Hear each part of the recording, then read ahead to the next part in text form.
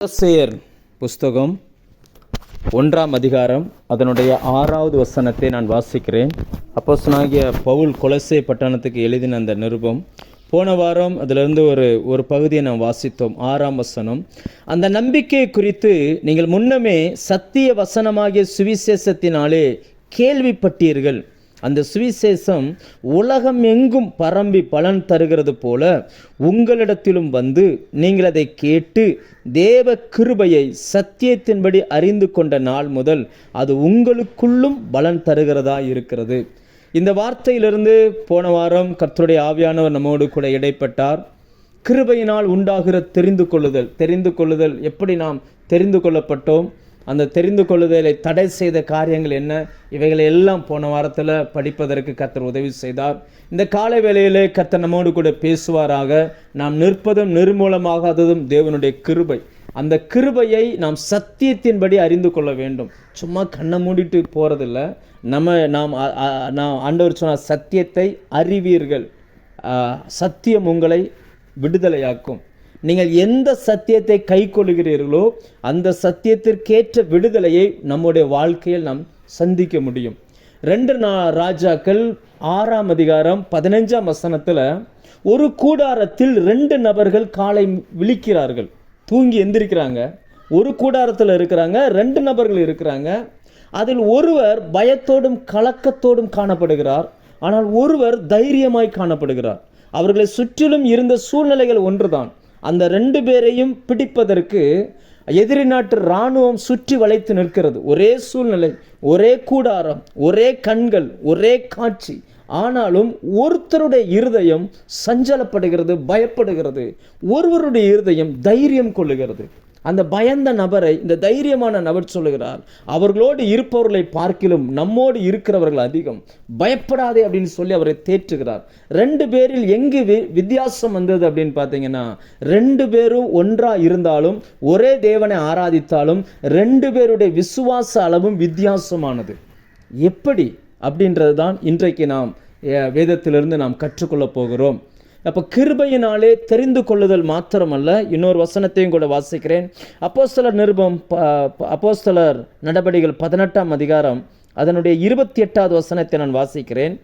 அவன் அங்கே வந்த பின்பு வெளியரங்கமாய் யூதர்களுடனே பலமாய் தர்க்கம் பண்ணி இயேசுவே கிறிஸ்து என்று வேத வாக்கியங்களை கொண்டு திருஷ்டாந்தப்படுத்தினபடியினால் கிருபையினாலே விசுவாசிகள் ஆனவர்களுக்கு மிகவும் உதவியாயிருந்தான். அப்போலோ என்கிற ஒரு தேவ மனுஷனை குறித்து இப்படி சொல்லுகிறது, அவன் கிருபையினாலே விசுவாசிகள் ஆனவர்களுக்கு உதவியாக இருந்தான். அப்போ கிருபையினாலே விசுவாசத்தை கொண்டு ரட்சிக்கப்பட்டீர்கள். அப்போ கிருபை ரட்சிப்பு ரெண்டையும் இணைக்கிறது விசுவாசம். ஆனால் கிருபையும் விசுவாசமும் இரண்டும் ஒன்றல்ல, ரெண்டும் வேறு வேறு. இப்போ நான் இன்றைக்கு உங்களோடு என்ன பேச விரும்புகிறேன் என்றால், கிருபை, தேவன் தருகிற அந்த கிருபையை ஒரு மனிதன் பயன்படுத்தி விசுவாசத்தை எப்படி பெருக்கிக் கொள்கிறான். இன்னைக்கு தேவன் விசுவாசத்தை எல்லாருக்கும் கொடுத்திருக்கிறார். விசுவாசத்தை துவக்குகிறவரும் முடிக்கிறவரும் ஆண்டவராகிய இயேசு கிறிஸ்து தான். அவரிடத்துல பட்சபாதமே இல்லை. ஆனால் நீங்கள் கொஞ்சம் அப்படியே உலகத்தை பார்த்தீங்க அப்படின்னாச்சுன்னா, பெரிய பெரிய காரியங்களை செய்தவர்கள் எல்லாருமே விசுவாசத்தை பயன்படுத்தி தான் செய்திருக்கிறாங்க. ஜார்ஜ் முல்லர் 10,000 ஏழை அனாதை பிள்ளைகளை வளர்த்து ஆளாக்கி இருக்கிறார், படிக்க வைத்திருக்கிறார். எந்த சோர்ஸுமே இல்லை. அவர்கிட்ட போய் கேட்டால், விசுவாசத்தினால இதை செஞ்சேன், அதுக்கான ரகசியம் என்னன்னு கேட்டால் அவர் சொல்லுவார், வேதத்தை 100 முறைக்கு மேலே படிச்சிருக்கிறேன் அப்படின்றார். முழங்காலிலே நின்று புதிய ஏற்பாட்டை 100 முறைக்கு மேலே நான் படிச்சிருக்கிறேன். அதை நான் படிக்க படிக்க படிக்க எனக்குள்ள அது விசுவாசத்தை வர்த்திக்க பண்ணினது, அதனால் இந்த காரியத்தை செஞ்சு முடிஞ்சிச்சு அப்படின்றார். நம்ம இணைப்பில் இருக்கிற நிறைய நபர்களுடைய கேள்வி என்னன்னா, நானும் விசுவாசிக்கிறேன், எல்லாரும் வைத்திருக்கிற வேதத்தை தான் நானும் வாசிக்கிறேன், எல்லாரும் ஆராதிக்கிற தேவனை தான் நானும் ஆராதிக்கிறேன், ஆனால் சில நேரங்களில் என்னால் விசுவாசமாக இருக்க முடியலையே, அது ரொம்ப டவுன் ஆகிருது, என்னால் அப்படி தைரியமாக எதுவுமே செய்ய முடியலை, என்ன காரணம்னு தெரியலை. இப்படி இந்த கேள்விக்கு பதில் தேடுகிற மனநிலையில் நீங்கள் இருப்பீர்களே ஆனால், கர்த்தருடைய ஆவியானவர் இன்றைக்கு உங்களோடு கூட பேச விரும்புகிறார். விசுவாசமானது எல்லாருக்கும் பொதுவானது. அதை நீங்கள் பயன்படுத்தும் பொழுது மலைகளை பெயர்க்க முடியும். அதை நீங்கள் பயன்படுத்தும் பொழுது உலகங்களை ஜெயிக்க முடியும். அதை நீங்கள் பயன்படுத்தும் பொழுது சிங்கங்களின் வாய்களை கட்ட முடியும். அதை நீங்கள் பயன்படுத்தும் பொழுது உங்களை சுற்றி இருக்கிற சூழ்நிலைகளை மாற்றிக்கொள்ள முடியும். ஆனால் 2 தெசலோனிக்கேயர் 3:2 சொல்லுகிறது, விசுவாசம் எல்லாருக்குள்ளும் இல்லையே. எப்படி அது விசுவாசம் ஒரு மனுஷனுக்குள்ள உற்பத்தி ஆகிறது? தேவன் கிருபையாய் நம்மை வாழ வைக்கிறார். அந்த கிருபையும் கிருபையினால் விசுவாசம் வருகிறது. ஆனால் அது வருவதற்கு நாம் சில காரியங்களை செய்ய வேண்டியது இருக்குது. பொதுவாகவே தேவன் பூமியில் ஒன்று செய்யும் பொழுது அவர் பங்குக்கு ஒரு பகுதியை செய்து முடிக்கிறார். நம்முடைய பங்குக்கு நாம் ஒரு பகுதியை செய்ய வேண்டியது இருக்கு. இப்போ குறிப்பாக சில உதாரணங்களை சொன்னால், தேவன் நமக்குள்ளே பரிசுத்தத்தை உண்டாக்குகிறார். தேவன், நானே உங்களை பரிசுத்தமாக்குகிற கர்த்தர். அந்த பரிசுத்தத்தை குறித்த உணர்வை நமக்குள்ள தருவார். எதெல்லாம் பரிசுத்தத்தை கெடுக்குமோ அதை விட்டு நாம் பின்வாங்க வேண்டும். அதை விட்டு நாம் மனம் திரும்ப வேண்டும். அதை விட்டு நாம் நம்மை காத்து கொள்ள வேண்டும். அப்போ நம்முடைய பங்கும் அதில் இருக்கிறது. அதே போல தான் விசுவாசத்திலும் தேவன் விசுவாசத்தை தாராளமாய் கொடுக்கிறார், எல்லாருக்கும் கொடுக்கிறார். ஆனால் நாம் எந்த அளவுக்கு அதுக்கு அந்த கிருபையை பயன்படுத்தி வாங்குகிறோம் அல்லது அந்த கிருபையை பயன்படுத்தி அதில் பெருகுகிறோம் என்பதை வைத்து தான் நம்முடைய வாழ்க்கையில் அது வேலை செய்வதும் செய்யாமல் போவதும் இருக்கிறது. இன்றைக்கு உங்களோடு கூட நான் இந்த காரியத்தை பேச விரும்புகிறேன். மேகம் போன்ற திரளான சாட்சிகள் என்று அப்போ எபிரேயர் 12ஆம் அதிகாரம் 1ஆம் வசனம் சொல்லுகிறது. விசுவாசத்தின் வீரர்களை குறித்து சொல்லும் பொழுது மேகம் போன்ற திரளான சாட்சிகள் அப்படின்னு போட்டிருக்குது. அப்படி திரளான சாட்சிகள் இருந்தாலும் அவர்களில் சில நபர்களை இன்றைக்கு வேதம் நினைவுபடுத்தி வைத்திருக்கிறது. நான் உங்களோடு கூட அதில் எழுதப்படாத சில மனிதர்களை குறித்து நான் பேச விரும்புகிறேன். ஏன் இதை பேச விரும்புகிறேன்னா, நாம் சரியான நபர்களை பின்பற்ற வேண்டும். விசுவாசம் நமக்குள்ள வரணும்னா ஃபர்ஸ்ட் நல்லா புரிஞ்சுக்கிடணும். தேவன் வேதத்தை அப்படியே விசுவாசிக்கிறவர்கள், விசுவாசியாதவர்கள், அவிசுவாசி, அப்படி இந்த மாதிரி பிரிக்கிறார் சில காரியங்களை. இதில் நாம் சரியான நபர்களை ஃபாலோ பண்ண வேண்டும். நம்முடைய வாழ்க்கை என்பது அதாவது நானா ரட்சிக்கப்பட்டேன், நானா எதுவும் செஞ்சேன், நானா எல்லாமே செஞ்சேன்றதுல இல்லை. தேவன் அப்படி வைக்கலை. நம்மை தேவன் எப்படி வச்சிருக்கிறார்னா, இப்போ ஒரு எக்ஸாம்பிளுக்கு அப்போஸ்தலனாகிய பவுல் யாரையுமே ஃபாலோ பண்ணலை. 12 சீசர்கள் இயேசுவோடு கூட இருந்தாங்க. ஆனால் அப்போஸ்தலனாகிய பவுல் எந்த ஊழியர்களுமே ஃபாலோ பண்ணலை. அவர் இயேசுவால் நேரடியாக அழைக்கப்பட்டார். அப்படி அழைக்கப்பட்டிருந்தும் நீங்கள் அப்போஸ்தலர் 9ஆம் அதிகாரம் 19-20 வசனத்தை வாசித்தீங்கன்னா, அவர் கண்களிலிருந்து அந்த மீன் செதில்கள் விழுந்த பொழுது ஆகாரம் சாப்பிட்டு பலப்பட்டு சீசருடனே சில நாள் தங்கியிருந்து தாமதமின்றி கிறிஸ்துவே தேவனுடைய குமாரன் என்று ஆலயங்களில் பிரசங்கிக்க தொடங்கினான். இப்படி வார்த்தை இருக்கும். நம்ம இதை படிச்சுட்டு உடனே ஒரு சுகமானவுடனே டைரக்டாக பிரசங்கம் பண்ண வந்துட்டாரு அப்படின்ற எண்ணத்துக்கு நம்ம போயிடக்கூடாது. ஏனென்றால் வேதத்தை நாம் தேடி வாசிக்கணும், ஆராய்ந்து வாசிக்கணும். அதனுடைய இதே அனுபவத்தை அப்போஸ்தலனாகிய பவுல் கலாத்திய நிருபத்தில் எழுதுகிறார். கலாத்திய சபைக்கு எழுதும் பொழுது கலாத்தியர் 1ஆம் அதிகாரம் 11-20 வரைக்கும் நீங்கள் வாசித்து பார்த்தீங்கன்னா, அங்கே இருக்கிற அவர் தன்னுடைய அனுபவத்தை இப்படி எழுதுகிறார். அந்த வசனங்களை நான் வாசிக்க விரும்புகிறேன். ஏனென்றால் நம்ம நிறைய நேரங்களில் நாம் தவறான சில எண்ணங்களை கொள்கிறோம். நம்ம யாரையுமே ஃபாலோ பண்ணுறதில்ல, நமக்குன்னு யாரும் நமக்கு சொல்லித்தர தேவையில்லை, நானே எல்லாமே செஞ்சுக்கிடுவேன் அப்படின்னு நம்ம நினைக்கிறோம். அது கிடையாது. வேதம் சொல்லுகிறது, கண்காணிப்பை விரும்புகிறவன் நல்ல வேலையை விரும்புகிறான். நமக்கு ஒரு ரோல் மாடலாய் நமக்கு சரியான ஆலோசனை கொடுக்கிற சில நபர்கள் இருக்கணும். பவுல் அப்போஸ்தலனுடைய அந்த அனுபவத்தை பாருங்கள். கலாத்தியர் 1ஆம் அதிகாரம் 11-20 வரைக்கும், சகோதரரே, என்னால் பிரசங்கிக்கப்பட்ட சுவிசேஷம் மனுஷருடைய யோசனையின் படி ஆனது அல்லவென்று உங்களுக்கு தெரிவிக்கிறேன். நான் அதை ஒரு மனுஷனால் பெற்றதுமில்லை, மனுஷனால் கற்றதுமில்லை. இயேசு கிறிஸ்துவே அதை எனக்கு வெளிப்படுத்தினார். நான் யூத மார்க்கத்தில் இருந்தபோது என்னுடைய நடக்கையை குறித்து கேள்விப்பட்டிருப்பீர்கள். தேவனுடைய சபையை நான் மிகவும் துன்பப்படுத்தி அதை பாழாக்கி என் ஜனத்தாரில் என் வயதுள்ள அநேகரை பார்க்கிலும் யூத மார்க்கத்திலே தேறினவனாய் என் பிதாக்களுடைய பாரம்பரிய நியாயங்களுக்காக மிகவும் பக்தி வைராக்கியமுள்ளவனாய் இருந்தேன். அப்படி இருந்தும் நான் என் தாயின் வயிற்றில் இருந்தது முதல் என்னை பிரித்தெடுத்து தம்முடைய கிருபையினால் அழைத்த தேவன் தம்முடைய குமாரனை நான் புறஜாதிகளிடத்தில் சுவிசேஷமாய் அறிவிக்கும் பொருட்டாக அவரை எனக்குள் வெளிப்படுத்த பிரியமாய் இருந்தபோது உடனே நான் மாம்சத்தோடும் இரத்தத்தோடும் யோசனை பண்ணாமல் எனக்கு முன்னே அப்போஸ்தலரானவர்களிடத்திலே எருசலேமுக்கு போகாமலும் அரபி தேசத்திற்கு புறப்பட்டு போய் மறுபடியும் தமஸ்கு ஊருக்கு திரும்பி வந்தேன். 3 வருஷம் சென்ற பின்பு பேதுருவை கண்டு கொள்ளும்படி நான் எருசலேமுக்கு போய் அவனிடத்தில் 15 நாள் தங்கி இருந்தேன். கர்த்தருடைய சகோதரனாகிய யாக்கோபை தவிர அப்போஸ்தலரில் வேறு ஒருவரையும் நான் காணவில்லை. நான் உங்களுக்கு எழுதுகிற இவைகள் பொய் அல்லவென்று தேவனுக்கு முன்பாக நிச்சயமாய் சொல்கிறேன். சும்மா எழுத்தின்படி வாசித்தா அது நமக்கு புரியாது. விஷயம் என்னென்னா, அவர் ரொம்ப தீவிரமாக இருந்த நபர். தமஸ்கு ஊருக்கு போகிற வழியில் தேவனால் தெரிந்து கொள்ளப்பட்டார். அந்த இடத்துல அவர் ரட்சிக்கப்படுகிறார். அனனியா மூலம் ஞானஸ்தானம் பெறுகிறார். பெற்ற உடனே வந்துடல. அவர் என்ன நினைக்கிறார்னா, டக்குன்னு அவருக்குள்ள இப்போ புதிய புதிய வெளிப்பாடுகள் வர ஆரம்பிக்குது. இது யார்கிட்டயா கேட்கணும், யார்கிட்ட போய் கேட்குறதுன்னு தெரியலை. உடனே என்ன பண்ணுறான்னா, எந்த சீனாய் மலையில் வைத்து பழைய ஏற்பாடை தேவன் மோசேக்கு எழுதி கொடுத்தாரோ அதே அரபி தேசத்தில் இருக்கிற சீனாய் மலைக்கு அவர் புறப்பட்டு போகிறார். அங்கே போய் 3 வருஷம் தங்கி இருக்கிறார். தங்கி இருந்துட்டு தேவனிடத்திலிருந்து புதிய வெளிப்பாடுகளை, புதிய நம்ம இன்னைக்கு சபை பின்பற்றுகிற எல்லா உபதேசங்களையும் கேட்டு வாங்குகிறார். கேட்டு 3 வருஷம் கேட்டு வாங்கிட்டு அப்படியே போயிடல. வேதம் சொல்லுகிறது 15 நாள் அவர் போகிறார். போய் பேதுருவோடு கூட தங்கி இருக்கிறார். அங்கிருந்து பிராக்டிக்கலாக சில விஷயங்களை கற்றுக்கொள்கிறார். அதன் பிறகுதான் ஊழியத்துக்கு வருகிறார். எதுக்காக இதை சொல்கிறேன்னா, நமக்கு இன்னைக்கு விசுவாசம் வரணும்னா நாம் சில நமக்கு விசுவாசத்தை கற்றுக் கொடுப்பதற்கென்று சில நபர்களை கர்த்தர் வைத்திருக்கிறார். இன்னும் ஒரு வசனத்தை கூட நான் வாசிக்கிறேன். எபிரேயர் 13ஆம் அதிகாரம் அதனுடைய 17ஆம் வசனத்தில் ஒரு முக்கியமான ஒரு வார்த்தை எழுதப்பட்டிருக்கிறது. அதை வாசிக்கிறேன். தேவ வசனத்தை உங்களுக்கு போதித்த உங்களை நடத்தினவர்களை நீங்கள் நினைத்து அவர்களுடைய நடக்கையின் முடிவை நன்றாய் சிந்தித்து அவர்களுடைய விசுவாசத்தை பின்பற்றுங்கள். எப்போ ஒரு மனுஷனுக்குள்ள விசுவாசம் கூடும், கிருபையினால் விசுவாசம் எப்படி பெருகும்னா, நாம் ஃபாலோ பண்ண வேண்டிய சில மனிதர்களை வேதம் காட்டுகிறது. நமக்கு வசனத்தை சொல்லி கொடுக்குற நம்முடைய போதகர்கள், உங்களுடைய போகிற சபையின் போதகர்கள், ஒருவேளை சபைக்கே போக முடியலை, உங்களால் வீட்டில் தனியாக இருக்கிறேன், என் சூழ்நிலை சரியில்லைன்னா இந்த வசனத்தின் மூலமாய் உங்களை சந்திப்பதற்கு தேவன் பயன்படுத்துகிற மனிதர்கள், அவர்களை நீங்கள் ஃபாலோ பண்ணணும்னு வேதம் சொல்லுகிறது. நீங்கள் அவங்கள ஃபாலோ பண்ணணும். அவங்களுடைய நல்ல நடக்கைகளை நீங்கள் சிந்திக்கணும். அவருடைய முடிவை சிந்திக்கணும். அப்படி இருந்து அவங்களுடைய விசுவாசத்தை பின்பற்றணும்னு சொல்லுகிறது.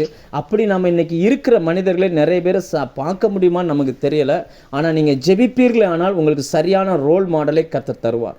நான் இன்றைக்கு வேதத்திலிருந்து மேகம் போன்ற திரளான சாட்சிகளை கர்த்தர் வைத்திருந்தாலும் ஒரு தலைவனையும் காட்ட விரும்புகிறேன், ஒரு குடும்பத்தையும் காட்ட விரும்புகிறேன். அவர்கள் மூலமாய் விசுவாசம் எந்த அளவுக்கு அன்னைக்கு இருந்த ஜனங்கள் மத்தியில் பெருகி இருந்தது என்பதையும் காட்ட விரும்புகிறேன். கர்த்தர் நம்மோடு கூட இடைப்படுவாராக. யோவான் 1ஆம் அதிகாரம் 6ஆம் 7ஆம் வசனத்தில் இப்படிப்பட்ட ஒரு வார்த்தை வருகிறது. யோவான் ஸ்நானகனை குறித்து பரிசுத்த ஆவியானவர் எழுதும் பொழுது அது வசனம் சொல்லுகிறது. 6ஆம் 7ஆம் வசனத்தை வாசிக்கிறேன். தேவனால் அனுப்பப்பட்ட ஒரு மனுஷன் இருந்தான். அவன் பேர் யோவான். அவன் தன்னால் எல்லாரும் விசுவாசிக்கும்படி அந்த ஒளியை குறித்து சாட்சி கொடுக்க சாட்சியாக வந்தான். இங்கே வேதம் யோவான் ஸ்நானகனை குறித்து சொல்லுகிறது. தன்னால் எல்லாரும் விசுவாசிக்கும்படி அப்படின்னு எழுது. எல்லாரும், தன்னை சந்திக்கிறவர்கள், தன்னை பார்க்கிறவர்கள், தன்னுடைய வார்த்தையை கேட்கிறவர்கள், தன்னோடு நெருக்கமானவர்கள் யாரா இருந்தாலும் சரி, தன்னால் எல்லாரும் விசுவாசிக்க வேண்டும். ஒரு நல்ல ஒரு ரோல் மாடல், நீங்கள் பின்பற்ற வேண்டிய மனிதர்கள் எப்படிப்பட்டவர்களாக இருக்கணும் அப்படின்னாச்சுன்னா, எந்த சூழ்நிலையிலையும் கர்த்தரை விசுவாசிக்கிற நபர்களாக இருக்கணும். தன்னால் அது அப்போஸ்தலனாகிய பவுல் கூட அந்த 26ஆம் அதிகாரத்தில் அகிரிப்பா ராஜாவுக்கு முன்னாடி நிற்கும் பொழுது அந்த அகிரிப்பா ராஜா சொல்லுவார், கொஞ்சம் குறைய என்னை கிறிஸ்தவன் ஆகிறதுக்கு நீ என்னை சம்மதிக்க பண்ணுகிறாய் அப்படின்னு சொன்ன உடனே பவுலுடைய வார்த்தை என்னன்னா, ராஜாவே நீர் மாத்திரமல்ல, இன்றைக்கு இந்த சத்தத்தை கேட்கிற எல்லாரும் இந்த கொஞ்சம் குறைய மாத்திரமல்ல, என் கைகளில் உள்ள கட்டுகள் நீங்க முழுவதும் என்னை போல் ஆக வேண்டும் என்று வேண்டிக் கொள்கிறேன் அப்படின்னார். ஒரு நல்ல தலைவன் எப்படி இருப்பார்னா, மற்றவர்கள் விசுவாசத்துக்கு ஏதுவாய் நடந்து கொள்வார்கள். நாம் சரியான நபர்களை பின்பற்றும் பொழுது நமக்குள்ளே விசுவாசம் நம்மையும் அறியாமல் பெருக ஆரம்பிக்கும். அதாவது ஒரு நல்ல தலைவன் தேவன் தருகிற நல்ல கிருபை, நல்ல கிஃப்ட். அவங்களோடு நீங்கள் நெருங்கி பழகி அவங்களோடு பழக ஆரம்பிச்சிங்கன்னா அவங்களுடைய விசுவாச வாழ்க்கை உங்களுக்குள்ளே இருக்கிற விசுவாசத்தை தூண்ட ஆரம்பிச்சிடும். 2 பாயிண்ட். ஒன்று, நமக்கு தேவன் தந்திருக்கிற நல்ல தலைவர்கள் நம்ம சரியாக ஃபாலோ பண்ணுறோமா அப்படின்ற ஒன்று. 2வது, நாம் நல்ல தலைவர்களாய் நம்முடைய குடும்பத்தில் நாம் நடந்து கொள்கிறோமா நம்மோடு இருக்கிறவர்கள் என்பதை குறித்து இந்த யோவான் ஸ்நானகனுடைய வாழ்க்கையிலிருந்து நாம் சிலவற்றை பார்க்க போகிறோம். கர்த்தர் நம்மோடு பேசுவாராக. முதலாவது ஒரு 5 அல்லது 7 பாயிண்ட் அவரை குறித்து நான் பேச விரும்புகிறேன். அந்த தலைவன் முதலாவது யோவான் 1:6 படி தேவனால் அனுப்பப்பட்டவன். அவருடைய அடைமொழியை பாருங்க. வேதம் சொல்லுகிறது தேவனால் அனுப்பப்பட்டவன், அவ்வளவுதான். ஆனால் வேதம் இயேசு பிற்காலத்தில் சொல்லுவார், ஸ்திரீகளிடத்தில் பிறந்தவனின் அவனை போல் பெரியவன் ஒருவன் இல்லை அப்படின்றார். அதாவது பலத்த காரியங்களை செய்த மனுஷன். ஆனால் வேதம் கொடுக்கிற அடைமொழி என்னன்னா, தேவனால் அனுப்பப்பட்ட ஒரு மனுஷன் இருந்தான். அவன் தேவனால் அனுப்பப்பட்டவன். அப்படின்னா அர்த்தம் என்ன தெரியுமா? அப்படின்னா அர்த்தம் என்னன்னா, பிறப்பால் அவன் ஒரு ஆசாரியன். நீங்கள் வேதத்தை கொஞ்சம் கவனமாக படித்து பாருங்கள். அந்த நாட்களில், இயேசு கிறிஸ்து வாழ்ந்த அந்த நாட்களில் ஒரு ஆசாரிய குடும்பம் இருக்குது அப்படின்னா வருஷத்துக்கு 2 வாரம் தான் அது ஊழியம் செய்யும். வருஷத்துக்கு 2 வாரம். ஏன்னா நிறைய ஆசாரியர்கள் இருந்தாங்க, ஒரே ஒரு தேவாலயம். அதனால் என்னென்னா அவங்க வகுப்பாக பிரித்து வச்சுருந்தாங்க. கரெக்டாக ஒவ்வொரு மாதமும் ஒவ்வொரு வகுப்புலேருந்து வருவாங்க. அந்த வகுப்பில் ஒவ்வொரு பிரிவு உண்டு. அப்படி பிரிவு வருவாங்க. வருஷத்துக்கு 2 வாரம் ஊழியம் செஞ்சால் போதும், வருஷம் முழுக்க அவங்களுக்கு காணிக்க தசமபாகங்கள் வந்துடும். ஒரு பிரச்சனையுமே இருக்காது. அப்படிப்பட்ட நல்ல லைஃப். அதனால தான் இயேசு அவங்கள ரொம்ப ஸ்ட்ராங்காக வந்து சில காரியங்களை பேசுவார். சில இடத்துலலாம் சொல்லுவார், சுமர்ப்பதற்கு அரிதான பாரத்தை கெட்டி தோலை தூக்கி வைக்கிறீங்க, சுண்டு விரலில் கூட நீங்கள் அதை தொடமாட்டீங்க அப்படிம்பாரு. அப்படின்னா அப்படிப்பட்ட ஒரு வாழ்க்கை வாழ்ந்த ஆசாரியனுடைய மகன். இவர் நினைத்திருந்தால் அந்த அப்பாவுடைய ஸ்தானத்தில் இவர் ஆசாரியனாய் வந்திருக்க முடியும். இன்றைக்கி எல்லாம் அப்படி தானே மாறிடுச்சு. எல்லாமே அப்படி மாறிக்கிட்டு இருக்கு. நிறைய பேருக்கு அப்பாக்களுடைய ஊழியம் வேணும், அப்பாக்களுடைய பணம் வேணும், அப்பாக்களுடைய எல்லாமே வேணும். ஆனால் அப்பாக்களுடைய தரிசனம் மட்டும் இருக்காது. நிறைய நம்ம பார்க்குறோம். இப்படிப்பட்ட ஒரு காலகட்டத்தில் நம்ம வாழ்ந்து கொண்டிருக்கிறோம். ஆனால் தேவனால் அனுப்பப்பட்டவன்றதுக்கு அடையாளம் என்னென்னா, பிறப்பால் ஒரு ஆசாரியன், தகப்பனுக்கும் தாய்க்கும் முதிர் வயதில் பிறந்த மனுஷன். ஆனால் தன்னுடைய அழைப்பு என்ன என்பதில் அவன் சரியாக இருந்தான். அவன் தேவாலயத்தில் போய் ஊழியம் செய்யலை. ஏன்னா ஆண்டவர் அவனுக்கு ஆசாரிய ஊழியத்தை வைக்கலை. அவருக்கு வைத்த ஊழியம் என்ன அப்படின்னாச்சுன்னா, கர்த்தருடைய சத்தமாக இந்த பூமியில் இருந்தான். ஏன்னா ஒரு ஆசாரியரை எல்லாருமே கனம் பண்ணுவாங்க. ஒரு தீர்க்கதரிசி அந்த காலத்தில் அவ்வளோவா யாரும் விரும்ப மாட்டாங்க. நீங்கள் வேதத்தில் படித்தா ஆண்டவர் கூட எருசலேமை குறித்து சொல்லும் பொழுது, எருசலேமே உன்னிடத்தில் அனுப்பப்பட்ட தீர்க்கதரிசிகளை கல்லெறிந்து கொள்ளுகிறவளே அப்படின்னு சொல்லுவார். அப்படின்னா ஜனங்கள் மத்தியில் ஒரு பெரிய கனம் இருக்காது. ஏன்னா ஜனங்கள் செய்கிற பாவங்களையும் தவறுகளையும் கண்டித்து உணர்த்துகிற இடத்துல இந்த யோவான் ஸ்நானகனை கர்த்தர் கொண்டு வரும் பொழுது அவர் ஒரு மேன்மையான ஒரு இடத்தை விட்டுட்டு இறங்கி கர்த்தர் சொன்ன அந்த இடத்துக்கு வருவதற்கு அவர் ஆயத்தமாக இருந்தார். அதுதான் அனுப்பப்பட்டவன் அப்படின்னு சொல்லுகிறது. இன்னைக்கு நாம் ஃபாலோ பண்ணுகிற நம்முடைய தலைவர்கள் அல்லது நாம் ஃபாலோ பண்ணுகிற நம்முடைய தலைவர்கள், நம்ம யாரெல்லாம் நமக்கு ஊழியர்களாக வச்சிருக்கிறோமோ, முதல்கிட்ட அவங்ககிட்ட இந்த சுபாவம் இருக்குதா என்பதை நாம் பார்க்க வேண்டும். 2வது, அவங்ககிட்ட இருக்கோ இல்லையோ நம்மக்கிட்ட இருக்குதா. ஃபஸ்ட்டு நாம் தேவனால் அனுப்பப்பட்டவர்கள் என்கிற அந்த சிந்தனை நமக்கு இருக்கணும். நான் இந்த ஊழியம் செய்கிறேன், இந்த வேலையை செய்கிறேன்னா இது கர்த்தர் எனக்கு கொடுத்தது அப்படின்ற அந்த அறிவு நமக்கு முதலாவது இருக்கும். நான் அடிக்கடி எங்கள் சபையில் சொல்லுவேன், நான் என்னுடைய இளமை என் தேவனுக்கு உபயோகப்படவில்லை என்றால் எனக்கும் அது உபயோகப்படாது. என்னுடைய பணம் என் தேவனுக்கு உபயோகப்படலைன்னா எனக்கும் உபயோகப்படாது. என்னுடைய அறிவு என் தேவனுக்கு உபயோகப்படலைன்னா எனக்கும் அது உபயோகப்படாது. ஏனென்றால் நான் தேவனால் இந்த பூமிக்கு அனுப்பப்பட்டவன். அவருடைய ஸ்தானத்தில், அவருடைய இடத்தில் ஒரு காரியத்தை செய்வதற்காக கர்த்தரால் இந்த பூமிக்கு நான் அனுப்பப்பட்டிருக்கிறேன் என்கிற அந்த அறிவு அந்த தலைவனுக்குள்ளே இருந்துச்சு.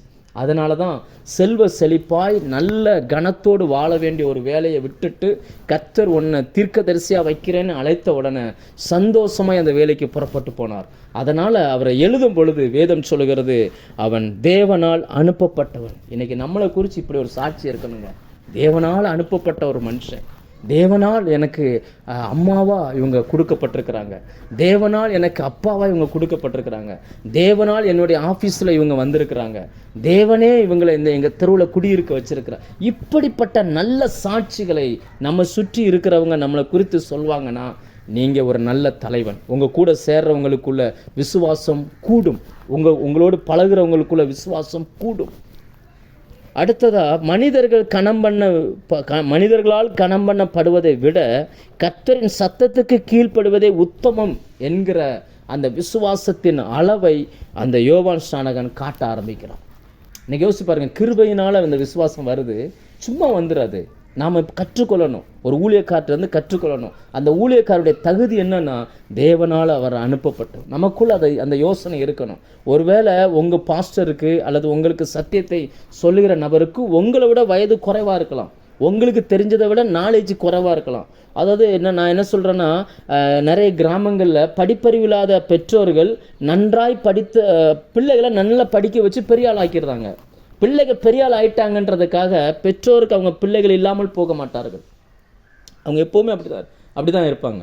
இந்த இடத்துல என்னுடைய ஆவிக்குரிய தகப்பன், என்னை ஊழியத்தில் வளர்த்தவர், என்னுடைய ஆவிக்குரிய தகப்பன், சாத்தூர் பகுதியில் ஊழியம் செஞ்ச பாஸ்டர் தங்கராஜ் பாஸ்டர், அவர் பேர், பெரிய பிரபலமில்லாத ஒரு நபர், பெரிய அளவில் ஹீப்ரு கிரீக்கெல்லாம் அவருக்கு தெரியாது, ஒரு சின்ன சபையினுடைய போதகர். நாங்கள் விரல் விட்டு எண்ணக்கூடிய மனிதர்கள் தான். ஆண்கள் பகுதியில் ஒரு 3-4 பேர் தான் இருப்போம், அப்படி தான் இருப்போம். 16 வருஷம் நான் அந்த சபையில் இருந்திருக்கிறேன். அவருக்கு பெரிய அளவுலலாம் ஒன்றுமே, பெரிய அளவுலலாம் வேதத்தை குறித்த நாலேஜெல்லாம் அவங்க பேசி நான் கேட்டதே கிடையாது. ஆனால் என்னென்னா, விசுவாசம்னா என்னன்றதை அவங்ககிட்ட நான் படிக்க ஆரம்பித்தேன். அவர் ஒவ்வொரு சண்டையும் பார்த்தீங்கன்னா, ஒவ்வொரு ஞாயிற்றுக்கிழமையும் சர்ச்சை அவர் தான் கூட்டுவார், அவர் தான் பாய் போடுவார். சில நாள் நான் என்ன பண்ணுவேன்னா, அவங்களுக்கு மிந்திரணும் அப்படின்றதுக்காக ஒரு 5-5:30 போய் சர்ச்சை கூட்டி பாய் போட்டோம். நான் அப்படி கூட்டி பாய் போட்டுக்கிட்டு இருக்கும்போது, அவங்க கீழே வீடு மேலே சர்ச்சு, பாஸ்டர் வந்து அப்படி எட்டி பார்ப்பார். ஓ, சீக்கிரம் வந்துட்டிங்களா மோகன் அப்படின்ட்டு போயிடுவார், ஒன்றுமே சொல்ல மாட்டார். அடுத்த வாரம் இன்றைக்கும் நான் அப்படி போயிடணும்னு சொல்லி நான் போகிறதுக்கு முன்னாடியே பாயெல்லாம் விரிச்சே இருக்கும். ஏன்னா அவர் சனிக்கிழமை நைட்டே கூட்டி பாயை விரிச்சிருவார். நம்ம பார்வைக்கு இது சாதாரணமாக தெரியும். நான் ஒரு நாள் கேட்டேன், ஏன் பாஸ்டர் இந்த வேலையாவது எங்களை செய்ய விடக்கூடாதா அப்படின்ட்டு. அப்போ அவர் சொன்னார், இல்லை, கர்த்தர்கிட்ட என் குடும்பத்துக்கே அவர் சாப்பாடு கொடுக்குறாரு, நான் ஏதாவது செய்யணும், நான் ஆலயத்தில் என்ன செய்கிறேனோ அதை தான் அவருடைய கண்கள் வந்து சந்தோஷமாக பார்க்குது, அதனால் அந்த வேலையை நான் சின்ன வயசுலேருந்து நான் செய்கிறேன், கடைசி வரைக்கும் நான் அதை செய்வேன் அப்படின்னா. யோசிச்சு பாருங்கள், தேவனால் அனுப்பப்பட்ட ஒரு மனுஷன். இந்த மாதிரி சின்ன சின்ன விஷயங்களில் நம்ம தாழ்மையை படிக்கணும். நமக்கு கீழே இருக்கிறவங்களுக்கு சின்ன சின்ன விஷயங்களில் தாழ்மையை நடந்துக்கிடணும். இன்னைக்கு உங்கள் பிள்ளைங்க சொல்லுவாங்களா, தேவனால் எனக்கு தரப்பட்ட அம்மா, தேவனால் எனக்கு தரப்பட்ட பாட்டி, தேவனால் எனக்கு தரப்பட்ட என்னுடைய அத்தை, என்னுடைய சித்தி, என்னுடைய சகோதரி சொல்லுவாங்கன்னா உங்ககிட்ட இருக்கிற விசுவாசம் அவங்களுக்குள்ள விசுவாசத்தை தூண்டி இருக்குன்னு அர்த்தம். நாம் சோதித்து பார்ப்போம். 2வது பாயிண்ட், அந்த யோவான் 1ஆம் அதிகாரம் 7ஆம் வசனத்தில் நாம் வாசிக்கிறோம், தன்னால் எல்லாரும் விசுவாசிக்கும்படி அந்த ஒளியை குறித்து சாட்சி கொடுக்க சாட்சியாக வந்தான். ஒளியை குறித்து சாட்சி கொடுத்தவன். இந்த சாட்சினாலே எல்லாரும் என்ன சொல்கிறாங்கன்னா, தன்னுடைய பாடு, தன்னுடைய கஷ்டம், தன்னுடைய உபத்திரவம், தான் கடந்து வந்த பாதை அப்படியாக்கும் இப்படியாக்கும் இதெல்லாம் சொல்கிறாங்க. நல்லது தான், நான் இல்லைன்னே நான் சொல்லலை. ஆனால் ஒன்று புரிஞ்சுக்கோங்க, நல்ல தலைவன் என்றைக்குமே தன்னுடைய கஷ்டத்தை சபை நடுவில் சொல்லணும்னு அவங்க விரும்ப மாட்டாங்க. ஏன்னா என்னை அழைத்தவர் நல்லவர். யோவான் ஸ்நானகன் எப்போவுமே பாருங்கள், ஒளியை குறித்து சாட்சி கொடுக்க சாட்சியாக வந்தார். அவருடைய சாட்சி எல்லாமே தன்னை குறித்து இல்லை. அதாவது மக்கள் மத்தியில் கஷ்டத்தை சொல்லுகிற ஊழியர்கள் ஏராளமான பேர் உண்டு. ஆனால் கஷ்டத்துக்கு மத்தியில் அவர்கள் வாழ்ந்தாலும் தேவனை மட்டுமே உயர்த்து பேசின ஊழியர்கள் மிக குறைவுண்டு. அவர்களில் இந்த யோவான் ஸ்நானகன் முக்கியமானவன். ஏன் ஆவியானவர் ஏன் இந்த இடத்துல இதை சொல்லுகிறார்னா, யோவான் 12:32 நீங்கள் வாசிங்கன்னா அங்கே இயேசு சொல்லுவார், என்னை உயர்த்தின பின்பு அப்படிம்பார், என்னை உயர்த்தின பின்பு நான் எல்லாரையும் என்னண்டையில் இழுத்து கொள்வேன் அப்படிம்பார். அப்படின்னா அர்த்தம் என்னன்னா, எங்கே இயேசு கிறிஸ்து உயர்த்தப்படுகிறாரோ அங்கே ஜனங்கள் சேர்க்கப்படுகிறார்கள். எங்கே இயேசு கிறிஸ்து தன் சிலுவை குறித்த அந்த உபதேசம் தன் வாழ்க்கையில் உயர்த்தப்படுகிறதோ அங்கே வந்து ஜனங்கள் சேர்ந்து கொள்கிறார்கள். வனாந்தரத்தில் இருந்த யோவான் ஸ்நானகனுடைய சத்தத்தை கேட்க அரண்மனையிலிருந்து ஆட்கள் போனதுக்கு காரணம் என்ன தெரியுமா? அவர் தன்னை குறித்து பேசலை, வார்த்தையாகிய இயேசு கிறிஸ்துவை குறித்து பேச ஆரம்பித்தார். அந்த ஒளியை குறித்து. ஏன்னா இயேசு தான் சொன்னார், நானே மெய்யான ஒளின்னு சொல்லி. அவருடைய வசனம் எல்லாமே ஒளியை குறித்து சாட்சி சொன்னிச்சு. இன்னைக்கு நாம் சாட்சியை யாரை குறித்து பேசுகிறோம் அல்லது எதை குறித்து பேசுகிறோம்? சுயத்தை பேசுகிறவன் சுய மகிமையை தேடுகிறான். ஆனால் தேவனை குறித்து பேசுகிறவன், தேவனை உயர்த்தி பேசுகிறவன் தேவ மகிமையை வெளிப்படுத்துகிறான். நீ உங்கள் குடும்பத்தில் எந்த மகிமையை நீங்கள் பார்க்க விரும்புகிறீர்கள்? நாம் ஃபாலோ பண்ணுகிற நபர் எப்படிப்பட்ட நபர்? நாம் மற்றவர்களுக்கு ரோல் மாடலாக நிற்கிறோமே, நாம் எப்படிப்பட்ட நபர் என்பதை நாம் கொஞ்சம் யோசித்து பார்ப்போம். அடிக்கடி நீங்கள் இயேசுவை குறித்து வீட்டில் பேசிக்கிட்டே இருங்க. கர்த்தர் இந்த வசனம் இப்படி சொல்லிச்சு, இப்படி நடந்தேன், இப்படி பண்ணேன், இப்படி பேசிகிட்டே இருங்க. நம்ம யாரை குறித்து பேசுகிறோம்? யோவான் ஸ்நானகன் பாருங்கள், பொதுவாகவே அந்த பேக்ரவுண்டை கொஞ்சம் படிச்சிங்கன்னா எத்தனை பேருக்கு இது தெரியும்னு எனக்கு தெரியல. வேதத்தில் பரிசேயர் சதுசேயர்னு ரெண்டு குழுக்கள் பார்க்குறோம். மூணாவதாக இன்னொரு குழுக்கள் இருந்தாங்க, அவங்க எஸ்ஸின்ஸ் அப்படிம்பாங்க.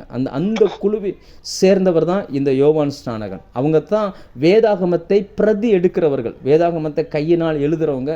ஜாஸ்தி பேசவே மாட்டாங்க, யார்கிட்டையும் ஜாஸ்தி பேச மாட்டாங்க. அவங்களுடைய நடவடிக்கை வித்தியாசமாக இருக்கும், அவங்களுடைய பழக்க வழக்கம் எல்லாமே வித்தியாசமாக இருக்கும். ஆனால் அவங்க பேசினாங்கன்னா தேவனை குறித்து மட்டும்தான் பேசுவாங்க.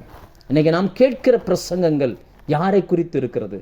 தேவனை குறித்து மட்டும் இருக்குதா, அல்லது தன்னை குறித்தே கேட்குறத பேசுகிறத நம்ம கேட்குறோமா? நீங்கள் யார்கிட்டையாவது உங்கள் வீட்டிலையோ அல்லது உங்கள் உறவுகிட்டையோ நண்பர்கள்ட்டையோ உங்களை ஒரு ரோல் மாடலாக பார்க்குறவங்ககிட்ட எதை குறித்து பேசுகிறீர்கள்? உங்களை குறித்தும், கஷ்டத்தை குறித்தும், சரீரத்தை குறித்தும், பலகீனத்தை குறித்தும், தேவைகளை குறித்தும் இப்படியா? இல்லைன்னா கிடைக்கிற அந்த கொஞ்ச நேரத்தில் சமயம் வாய்த்தாலும் வாய்க்காமல் போனாலும் கர்த்தருடைய வசனத்தை கவனமாக பேசுகிற அந்த இடத்துல நம்ம நிற்கிறோமா? கொஞ்சம் யோசித்து பார்ப்போம். நீங்கள் சரியாக அப்படி இருப்பீங்கன்னா உங்கள் கூட சேர்றவங்க விசுவாசத்தில் வளருவாங்க.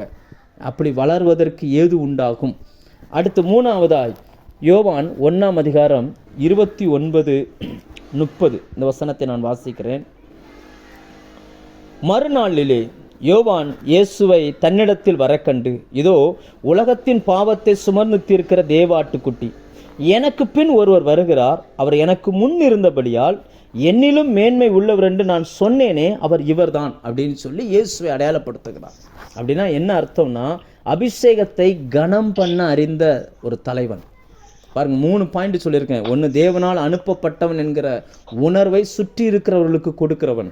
2வது, தன்னை குறித்தல்ல ஒளியை குறித்தே அதிகமாய் சாட்சி சொல்கிறவன். 3வது, அவன் அபிஷேகத்தை கனம் பண்ண அறிந்தவன். நல்லா யோசிச்சு பாருங்க. கொஞ்சம் வேதத்துக்கு உள்ளே போய் நீங்கள் கொஞ்சம் படித்து பாருங்க. இயேசுவினுடைய தாயாகிய மரியாள் கன்னி பருவத்தில் இருக்கும் பொழுது ஒரு தேவதூதன் ஒரு சத்தியத்தை சொல்கிறார். நீ கர்ப்பவதியாவ அப்படின்னு சொல்லும் பொழுது அந்த பெண்ணால் அதை நம்ப முடியலை. அவங்க இப்போ தான் திருமணத்துக்கு நிச்சயிக்கப்பட்டிருக்கிறாங்க, இன்னும் மேரேஜே ஆகலை. நம்ம ஊர்லலாம் நாளைக்கு கல்யாணம், இன்றைக்கி தான் நிச்சயம் நடக்கும். இப்போ ப்ரெசண்ட் லைஃப் இப்படி போய்கிட்டு இருக்குது. ஆனால் அவங்க இது அப்படி கிடையாது. 1 வருஷத்துக்கு முன்னாடி நிச்சயம் நடக்கும். நிச்சயம் பண்ணும்போது அந்த பொண்ணுக்கு அந்த மாப்பிள்ளை வீட்டிலேருந்து ஒரு 10 வெள்ளி காசு கொடுப்பாங்க. அந்த 10 வெள்ளி காசை அந்த அம்மா பத்திரமா வச்சுக்கிடணும். 1 வருஷம் பத்திரமா வச்சுக்கிடணும். அந்த வெள்ளி காசை சுற்றி கட்டியிருப்பாங்க. வெளியில் போகும்பொழுது அதை கட்டிட்டு போவாங்க. அப்படி தொங்க விட்டுருந்தாங்க. கட்டி அந்த காற்றுக்கிட்ட அப்படி தொங்க விட்டுருக்கணும். அப்படின்னா இந்த பொண்ணு நிச்சயிக்கப்பட்ட பெண் அப்படின்றது எல்லாருக்குமே தெரியும். அப்படிப்பட்ட ஒரு வெள்ளி காசை தான் லூக்கா 15ஆம் அதிகாரத்தில் ஒரு பெண் தொலைத்து விடுகிறாள். அதனால தான் ராத்திரியோட ராத்திரை அப்படியே எடுத்து அதை கண்டுபிடித்து சந்தோஷப்படுகிறாள். ஒன்று மிஸ் ஆனாலும் இந்த பெண் குடும்பத்துக்கு லாயக்கில் என்ற அளவுக்கு போயிடும். இன்றைக்கி ஆண்டவராக இயேசு கிறிஸ்து 10 கட்டளைகளை நமக்கு கொடுத்துட்டு போனார். இன்னும் கரெக்டாக சொன்னால் அதுக்கு அர்த்தம் நிறைய ஆவிக்குரிய அர்த்தம் இருக்குது. நம்மகிட்ட கொடுத்துட்டு போனார். ஒன்று கூட மிஸ் ஆகாமல் நம்ம பாதுகாத்து கொள்ளணும். அதே நேரம் மணவாளன் அந்த மாப்பிள்ளை என்ன பண்ணுவார்னா அதை கொடுத்துட்டு போய் அப்பா வீட்டு பக்கத்தில் தனக்கு ஒரு வீடை கட்டுவார். தானும் தன் மனைவியும் அந்த வீட்டில் தான் இருக்கணும். அதனால தான் இயேசு சொல்லிட்டு போனார் யோவான் 14ஆம் அதிகாரத்தில், என் பிதாவின் வீட்டில் நிறைய வாசஸ்தலங்கள் உண்டு, உங்களுக்காக ஒன்றை நான் ஆயத்தம் பண்ண போகிறேன், நான் ஆயத்தம் பண்ணிட்டு வந்து நான் எங்கே இருக்கிறேனோ அங்கே நீங்கள் இருக்கும்படி உங்களை அழைத்து கொள்ள வருவேன் அப்படின்ட்டு போனார்.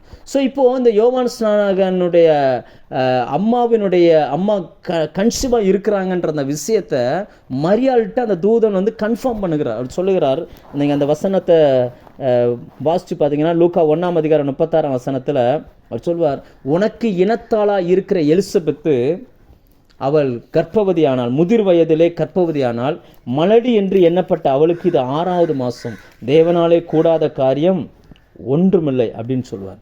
அப்போ அதில் ஒரு முக்கியமான வார்த்தை, உனக்கு இனத்தாளாக இருந்த எலிசபெத். இதில் நான் எல்லாம் கற்றுக்கொள்ள வேண்டிய விஷயம் என்னென்னா, யோவான் ஸ்நானகனுடைய ஃபேமிலியும் இயேசு கிறிஸ்துவனுடைய ஃபேமிலியும் குடும்ப நண்பர்கள். இன்னும் சொல்லப்போனால் மரியாள் திருமணத்துக்கு நிச்சயிக்கப்பட்ட பெண். அந்த பெண் 3 மாதம் இந்த எலிசபெத்துடைய வீட்டில் போய் தங்கி இருக்கிறாங்க. நீங்கள் லூக்கா 1:39 56 சேர்த்து படித்து பாருங்கள். 39 இப்படி சொல்லுகிறது, அந்நாட்களில் மரியாள் எழுந்து மலை நாட்டிலே யூதேயாவில் உள்ள ஒரு பட்டணத்துக்கு தீவிரமாய் போய் அப்படின்னு இருக்குது. அதே நேரம் நீங்கள் 56 வாசிங்கன்னா, மரியாள் ஏறக்குறைய 3 மாதம் அவளுடனே இருந்து தன் வீட்டுக்கு திரும்பி போனாள். அப்படின்னா இதை யோசிச்சு பாருங்கள், இதுக்கு நிச்சயிக்கப்பட்ட ஒரு பெண்ணை நம்பி ஒரு வீட்டில் அனுப்பணும் அப்படின்னாச்சுன்னா அவங்க எவ்வளவு க்ளோஸான உறவுகளாக இருக்கணுன்றத கொஞ்சம் யோசிச்சு பாருங்கள். அப்படிப்பட்ட ஒரு க்ளோஸான ஒரு உறவு தான் இந்த யோவான் ஸ்நானகனுடைய ஃபேமிலி. சின்ன வயசுல அடிக்கடி வந்து போயிருக்கலாம், ஒருவர் தெரிஞ்சிருக்கலாம், 2 பேருக்குமே பெரிய அளவில் வயசு வித்தியாசமும் கிடையாது, ஒரு 6 மாதம் அதான் வித்தியாசம். அப்படி இருக்கும் பொழுது, ஆனால் இப்போ ஊழியத்துக்கு வந்துட்டார், 30 வயசில் யோவான் ஸ்நானகன் ஊழியத்துக்கு வந்துட்டார். அடுத்த 6 மாதத்தில் இயேசு வருகிறார். யோவான் ஸ்நானகனுக்கு பரிசுத்த ஆவியானவர் சொல்லுகிறார், இவர் தான் தேவாட்டுக்குட்டி அப்படின்றத சொன்ன உடனே எவ்வளவோ க்ளோஸாக பழகியிருந்தாலும் அந்த கனத்தை அவர் கொடுக்குறார் பாருங்கள், அந்த மரியாதை அவர் கொடுக்குறார். அறிமுகப்படுத்தும் பொழுது ஒரு இடத்துல கூட என்னுடைய இனத்தான், என்னுடைய உறவினன், எனக்கு தெரிந்த நபர், இப்படி ஒரு இடத்துல கூட நீங்கள் வாசிக்க முடியாது. எல்லா இடத்துலையும் யோவான் ஸ்நானகன் எப்படி சொல்கிறார்னா, அவர் அந்த அபிஷேகத்திற்கான அந்த கனத்தை கொடுக்கிறார். இன்றைக்கி நாம் பின்பற்றுகிற நம்முடைய தலைவர்கள் எப்படிப்பட்டவர்களாக இருக்கிறார்கள், அல்லது நம்மை பின்பற்றுகிறவர்களுக்கு நாம் எப்படிப்பட்டவர்களாக இருக்கிறோம்? உங்களோடு பழகிறவங்களுடைய அந்த அபிஷேகத்தை நீங்கள் கனம் பண்ணுறீங்களா? உங்கள் பிள்ளையாக இருக்கலாம், மருமகனாக இருக்கலாம், பேரப்பையனாக இருக்கலாம், அல்லது உங்கள் தம்பியாக இருக்கலாம். அவங்கள நீங்கள் எப்படி பார்க்குறீங்க, எப்படி அறிமுகப்படுத்துகிறீங்க? இன்றைக்கி பார்த்தீங்கன்னு சொன்னால் ஊழியக்காரங்க மேலே சேற்றள்ளி வீசக்கூடிய ஒரு காலகட்டம் இது. எப்படியோ போய்கிட்டு இருக்குது சூழ்நிலைகள். ஆனால் இந்த யோவான் ஸ்நானகன், அதாவது விசுவாசம் ஏன் இன்னைக்கு கூடலை அப்படின்னா, அந்த அபிஷேகத்தை கனம் பண்ண பழகணும், அப்படிப்பட்டவர்களோடு நம்ம பழகணும், அப்படிப்பட்டவங்கள நம்ம ஃபாலோ பண்ணணும், அப்படிப்பட்டவர்களாய் நாம் இருக்கணும் எந்த விதத்துலேயும். அதாவது பரலோகம் பூமியில் இருக்கிற ஒரு மனுஷனை தேறினவன் எப்போ பார்க்கும் தெரியுமா? இவன் நல்ல தேறி இருக்கிறான்னு எப்போ பார்க்கணும்னா, ஒரு ஊழியக்காரனை, ஒரு அபிஷேகம் பெற்றவனை இவன் எப்படி ட்ரீட் பண்ணுறான் அப்படின்றத பார்க்கும். அதை வச்சு தான் இவன் தேறி இருக்கிறானா தேராமல் இருக்கிறான்றத பரலோகம் முடிவு பண்ணும். இந்த நாட்களில் நாம் எப்படி நடந்து கொள்கிறோம் கொஞ்சம் யோசித்து பார்ப்போம். ஏன்னா அடுத்ததாக 4வது பாயிண்ட்டு, அற்புதம் அல்ல வார்த்தையே முக்கியம் என்பதில் ரொம்ப ஸ்ட்ராங்காக நின்ற மனுஷன். யோவான் 10:41 நான் வாசிக்கிறேன். அங்கே சில மனிதர்கள் யோவான் ஸ்நானகனை குறித்து சொல்லுகிறார்கள் பாருங்கள். 10:40 யோர்தானுக்கு அக்கறையிலே முன்னே யோவான் ஞானஸ்நானம் கொடுத்து கொண்டிருந்த இடத்திற்கு திரும்பி போய் அங்கே தங்கினார். அநேகர் அவரிடத்தில் வந்து, யோவான் ஒரு அற்புதத்தையும் செய்யவில்லை, ஆகிலும் இவரை குறித்து யோவான் சொன்னதெல்லாம் மெய்யா இருக்கிறது என்று சொன்னார்கள். ஒரு அற்புதம் கூட வாழ்நாளில் அவர் செய்ததில்லைன்னு வேதத்தில் பதிவை பார்க்கிறோம். ஆனால் எவ்வளோ பெரிய ஊழியக்காரர்! லூக்கா 7:24-28 வரைக்கும் வாசிங்கன்னா, இயேசு கிறிஸ்து யோவான் ஸ்நானகனை குறித்து ஒரு சாட்சி சொல்லுகிறார். எதை பார்க்க வனாந்தரத்துக்கு போனீர்கள் அப்படின்னு ஆரம்பித்து அப்படியே ஒன்றுனா சொல்லிட்டே வரும்பொழுது யோவான் ஸ்நானகனை குறித்து சொல்லுகிறார், அவன் ஸ்திரீகளிடத்தில் பிறந்தவர்களிலே பெரியவன் அப்படின்றார். அதாவது அன்னைக்கு காலகட்டத்தில் யாரெல்லாம் பிறந்திருப்பாங்க, அதாவது ஆதாமுக்கு அடுத்து யாரெல்லாம் பிறந்திருப்பாங்களோ எல்லாரையும் சொல்லும் பொழுது எல்லாரை பார்க்கலாம் அவன் பெரியவன் அப்படின்றார். அந்த பெரிய ஊழியக்காரர் ஒரு அற்புதம் கூட செய்யலை. ஆனால் அதே நேரத்தில் வார்த்தையை, இயேசு கிறிஸ்துவை குறித்து அவர் சொன்னதெல்லாம் உண்மையாக இருந்துச்சு. அப்போ அற்புதங்கள் அல்ல முக்கியம், வார்த்தை முக்கியம் என்று சொல்லுகிற ஒரு மனுஷன். நாம் இன்னைக்கு ஊழியர்களை எப்படி மதிக்கிறோம்? கடைசி காலங்களில் உள்ள முக்கியமான அடையாளங்களில் ஒன்று மார்க் 13:22, கூடுமானால் தெரிந்து கொள்ளப்பட்டவர்களையும் வஞ்சிக்கத்தக்கதாக பெரிய பெரிய அற்புதங்கள் நடக்கும். அதனால தான் நான் சொல்கிறேன், அற்புத அடையாளங்கள் தேவை. ஆனால் அதுக்கு பின்னாடி போயிடாதீங்க. வசனம் இருக்குதான்னு பாருங்கள், வார்த்தை கிடைக்குதான்னு பாருங்கள். உங்கள் ஆத்துமா வசனத்தினால் மட்டும்தான் பிழைக்கும். உங்கள் ஆத்துமா வாழுகிறது போல தான் உங்கள் வாழ்க்கையில் எல்லாமே இருக்குமே தவிர அற்புதம் அல்ல. வார்த்தை முக்கியம் என்று சொல்லுகிற நபர்களை நீங்கள் ஃபாலோ பண்ணுங்க. அப்படிப்பட்ட மனிதர்களாய் உங்கள் குடும்பத்துக்கு உங்களை காட்டுங்க. சில நேரங்களில் சில சூழ்நிலைகள், நெருக்கங்கள், போராட்டங்கள் வந்தாலும் கர்த்தருடைய வார்த்தையை பிடித்து கொள்ளுங்க. தேவன் சில நேரங்களில் சில நெருக்கங்களை வாழ்க்கையில் அனுமதிச்சிருந்தாலும் கர்த்தரை பிடித்து கொள்ளுங்க. கர்த்தர் நடத்துவார். என்னை அழைத்தவர் உண்மையுள்ளவர். சில குறைவுகள் வரும். அதாவது மேடும் பள்ளம் இல்லாத வாழ்க்கை பூமியில் இல்லை. எல்லா கால சூழ்நிலையிலும் வாழும்படி தான் நம்முடைய சரீரத்தை கர்த்தர் வடிவமைத்திருக்கிறார். அப்படின்னா அவரால் எப்பேற்பட்ட சூழ்நிலையிலும் அவர் நம்மை நடத்த முடியும். இதில் நீங்கள் மறந்துடவே கூடாது. நெருக்கங்கள் வரும்போது மட்டும்தாங்க நமக்குள்ளே எவ்வளோ விசுவாசத்தில் கூடியிருக்கோன்ற அந்த எண்ணம் நமக்குள்ளே வரும். நம்ம ரொம்ப கவனமாக இருக்கணும் இந்த விஷயத்தில். கடைசி நாட்களில் நம்ம வாழுகிறோம். அதாவது யோவான் 6ஆம் அதிகாரத்தில் ஒரு பெரிய அற்புதத்தை ஆண்டவர் செய்கிறார். 5 அப்பம் 2 மீனை வச்சு திரளான ஜனங்கள் சாப்பிட்டுட்டாங்க. மறுநாளும் அதே போல் நிறைய பேர் வர்றாங்க. நிறைய பேர் வந்த உடனே அப்போ ஆண்டவருடைய வார்த்தை என்ன? 27, 28, 29 இந்த வசனங்களை வாசித்து பாருங்கள். அதில் சொல்வார், நீங்கள் அற்புதத்தை கண்டதினால் அல்ல, சாப்பிட்டதுனால தான் விசுவாசிக்கிறீங்க அப்படின்றார். அடுத்து சொல்வார், தேவனிடத்தில் கிரியை, அதாவது ஜீவ காலமெல்லாம் நித்திய ஜீவன் வரைக்கும் கிரியை செய்கிற அந்த கிரியை நீங்கள் செய்யுங்க, தேவன் அதை உங்களுக்கு தருவார் அப்படின்னோன்னா அவங்கெல்லாம் கேட்பாங்க அது என்னன்னு சொல்லி. அப்போ கடைசியாக அந்த 29ஆம் வசனத்தில் சொல்வார், அவரால் அனுப்பப்பட்டவர்களை விசுவாசிப்பதே தேவனுக்கேற்ற கிரியை அப்படின்றார். அப்படின்னு அர்த்தம் என்ன? விசுவாசம் எப்போ வரும்? வசனத்தை கேட்பதனால விசுவாசம் வரும். இன்றைக்கி அற்புதம் முக்கியமா, விசுவாசம் முக்கியமா? எத்தனை பேருக்கு ஜோமணி தலைவலி குறையலன்னொன்னே, ஐயோ ஜோமணி தலைவலி குறையல, இனி ஆண்டவர் என்ன சுகமாக்க மாட்டுறாரு, இது சரியில்லை, இந்த ஊழியக்கார்ட்ட பவர் இல்லை, இன்னொரு ஊழியக்கார்ட்ட போவோம், இன்னொன்று அங்கே போவோம், இங்கே போவோம், இப்படியே ஓடிக்கிட்டே இருக்க வேண்டியதான். அப்படி இல்லை.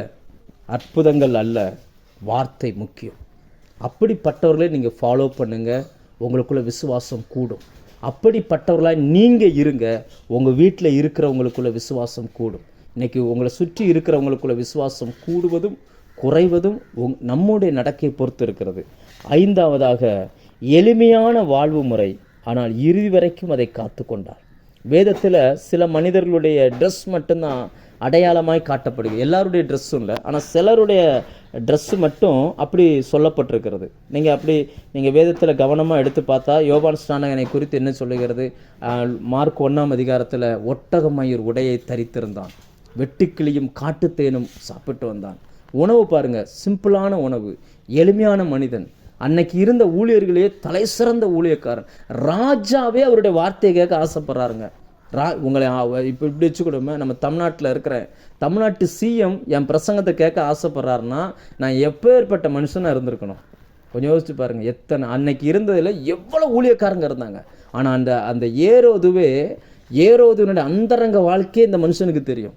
அப்படி இருந்தும் அவ்வளவு பெரிய பெரிய மனிதர்கள் அவரை சந்தித்திருந்தும் கூட கடைசி வரைக்கும் எளிமையான ஒரு வாழ்க்கை வாழ்ந்தார். இன்றைக்கி நிறைய நேரங்களில் தலைகால் புரியாமல் நிறைய மனிதர்கள் மாறுறாங்க. அழைக்கும் போது தாழ்மையாக இருக்கிறாங்க. ஆரம்பத்தில் வரும்போது ஸ்டார்டிங் என்னவோ நல்லா தான் இருக்குது, ஆனால் முடிவு இப்படி. ஒரு காரியத்தின் ஆரம்பத்தை பார்க்கிலும் அதன் முடிவு நல்லது. எளிமையான ஒரு வாழ்க்கை, ஆனால் இறுதி வரைக்கும் அதை நாம் கற்றுக்கொள்ள வேண்டும், காத்து கொள்ள வேண்டும். மனிதர்கள் எளிமை என்பது மனிதர்களோடு பழகுவதில் எளிமை, பேசுவதில் எளிமை. நிறைய நேரங்களில் பார்த்திங்கன்னா அப்பாயின்மெண்ட் வாங்கிட்டு தான் நிறைய பேர்கிட்ட பேசணும், டைமே இருக்காது. அப்படிப்பட்ட ஒரு காலகட்டம். ஊழியத்தில் ரொம்ப பிஸியாக இருக்கலாம், ஆனால் அதே நேரத்தில் நம்ம வந்த பாதையை நம்ம என்றைக்குமே மறந்துடக்கூடாது. எப்படி சூழ்நிலையில் வந்தோன்றதை நான் மறந்துடக்கூடாது. கடைசி வரைக்கும் உங்களுடைய எளிமையை நீங்கள் காத்து கொள்ளுங்கள். மனிதர்களோடு பழகுவதில் எளிமையாய் பழக அந்த பழக்கத்தை காத்து கொள்வீங்கன்னா சுற்றி இருக்கிற எல்லாருக்குள்ளும் உங்கள் மூலமாய் விசுவாசம் பெருகும். அப்படிப்பட்டவர்களோடு நீங்கள் பழகினால் உங்களுக்குள்ளும் விசுவாசம் பெருகும். நிறைய மனிதர்கள், நிறைய ஆட்களை என்னால் அடையாளம் காட்ட முடியும். நமக்கு நேரம் இல்லை, நான் வேகமாக 6வது பாயிண்ட்டு, சாவுதான் வரும் என்ற நிலைமையிலும் சத்தியத்தை சொன்னது. எந்த சூழ்நிலையிலும் சரி, மரணம்னு தெரியும், இதை பேசினா ஆபத்து வரும்னு தெரியும். அன்னைக்கு யூதர்கள் அடிமைகள், அவர்களை ஆளுகை செய்த இடத்துல ஏரோது ராஜா இருக்கிறார். ஆனாலும் தப்புன்னு சொன்னார், சரின்னு சொல்லலை, தப்புன்னு ஸ்ட்ராங்காக அடித்தார். எல்லாருக்கும் முன்னாடின்னு சொன்னார். பிடிச்சி ஜெயிலில் வச்சுட்டாங்க. மார்க் 6ஆம் அதிகாரம் 18. எவ்வளவு அதிகாரம், எவ்வளவு பணம், எவ்வளவு அவருடைய அந்த ஏரோதின் கையில் எவ்வளவோ அதிகாரம் இருந்துச்சு. ஸ்ட்ராங்காக சொன்னார், உன் தம்பி மனைவியை நீ வச்சிருப்பது தப்பு அப்படின்னார். இன்னைக்கு எத்தனை நபர்கள் இப்படி ஸ்ட்ராங்காக சொல்ல முடியும்? எத்தனை நபர்கள் சில தவறுன்னு சொல்ல முடியும்? அப்படிப்பட்ட இடத்துல இருக்கிறவங்க எத்தனை பேர்? இன்னைக்கு முகத்தாட்சணியம் பார்க்காமல் பேசுகிற மனிதன். அப்படிப்பட்டவர்களோடு நீங்கள் பழகுங்க, உங்கள் விசுவாசம் கூடும். அப்படிப்பட்டவர்கள நீங்கள் இருங்க. தப்புன்னு சுட்டி காட்டுங்க. அதை தவறுன்னு சொல்லுவதற்கு சரியான நேரத்தை பாருங்கள். அதாவது என்னென்னா, உங்களுக்கான சந்தர்ப்பம் வரும். கர்த்தர் அந்த சந்தர்ப்பத்தில் நீங்கள் பேசுங்க. ஒருவேளை இவர் போய் அப்பாயின்மெண்ட் வாங்கிட்டு போய் பேசலை, அதே நேரம் இவர் இருக்கிற இடத்துல சொன்னார், இப்படி இருக்குது தேசம், இதுக்கு காரணம் இப்படிப்பட்டவர் அப்படின்னு சொன்னார். ஒரு முறை எனக்கு ஒரு சம்பவம் நினைவுக்கு வருது. இது உங்களுக்கு உதவியாக இருக்கும்னு நான் விசுவாசிக்கிறேன். நான் ஊருக்கு வந்த புதுசில், அந்த ஊழியத்துக்கு வந்த புதுசில் ஒரு சபைக்கு இரவு ஜெபத்துக்கு நான் அழைக்கப்பட்டிருந்தேன். அந்த இரவு ஜெபத்தில் போய் கர்த்தருடைய வார்த்தையை பேசணும்னு சொல்லி காத்திருக்கும் பொழுது ஆண்டவர் ஏசாயா 5ஆம் அதிகாரத்திலிருந்து சில காரியங்களை பேச சொன்னார். அது 5ஆம் அதிகாரம் என்ன சொல்லுகிறதுனா, என் நேசருக்கு ஒரு திராட்சை தோட்டம் உண்டு, அந்த திராட்சை தோட்டம் மேட்டில் இருந்துச்சு, அது இதை பற்றி பேசுகிறார். கசப்பான கனி கொடுத்தது என்னன்னு சொல்லி. அப்போ நான் அதை போய் பேசும்பொழுது ஒவ்வொன்றா வருகிறது. அதில் ஜனத்தினுடைய பிரபுக்கள் எப்படி இருந்தாங்க, அதிகாரிகள் எப்படி இருந்தாங்க, ஊழியர்கள் எப்படி இருந்தாங்கன்றதை பேசும்பொழுது திடீர்னு ஆவியானவர் சொன்னார், நிறைய ஊழியக்காரன் சிகரெட் அடிக்கிறான்னு சொல்லு அப்படின்னார். அப்படியே வந்துருச்சு வார்த்தை. வந்த உடனே சபையில் இருக்கிற எல்லாரும் சிரித்தாங்க. ஊழியக்காரர் மட்டும் தலையை கவுந்துட்டு ஒரு மாதிரி உட்காந்துருந்தார். எனக்கு புரியலை, எதுக்காக, என்ன சம்பவம்னு தெரில. அதுக்கப்புறம் முடிஞ்ச பிறகு அந்த விசுவாசி ஒருத்தர் வந்து சொன்னார், இங்கே நிறைய பேர் தீர்க்கதரிசின்ற பேரில் வர்றாங்க பாஸ்டர், விசுவாசிகளை மட்டும்தான் சொல்லி நீ இப்படி இருக்க அப்படி இருக்கன்னு சொல்கிறாங்க.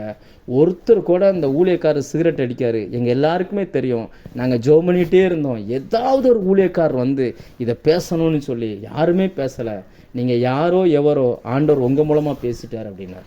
உண்மை என்னென்னா, எனக்கும் தெரியாது, ஆனால் ஆவியானவருடைய சுபாவம் என்னென்னா, தப்புன்னு சொல்லுவார், கண்டித்து உணர்த்துவார். இன்னைக்கு அந்த கண்டித்து உணர்த்துகிற அந்த சுபாவம் உள்ள மனிதர்களோடு நீங்கள் பழகுவீங்கன்னா விசுவாசம் உங்களுக்கு பெருகும், விசுவாசத்தில் நீங்கள் வளருவீங்க.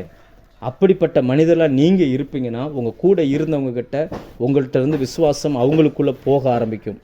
7வதாக ஒரு பாயிண்ட் சொல்லிவிட்டு ஒரு குடும்பத்தையும் காட்டலாம். நேரம் ஆயிடுச்சு, டைம் இருக்குமான்னு தெரியலை.